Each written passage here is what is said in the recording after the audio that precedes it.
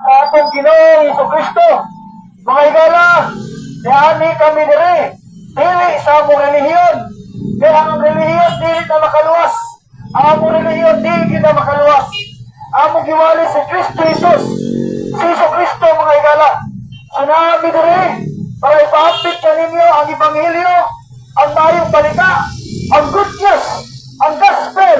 Unsa man ang gospel, mo kini ang gisulat sa Biblia sa unang Korinto, Kapitulo 15, versikulo 1 hangtod 4. Ang pulong sa Diyos na gaygon, ug tumulong pa, mga igsoon, sa mo kini ang mayong balita na mo giwali, o gihatag niya kaninyo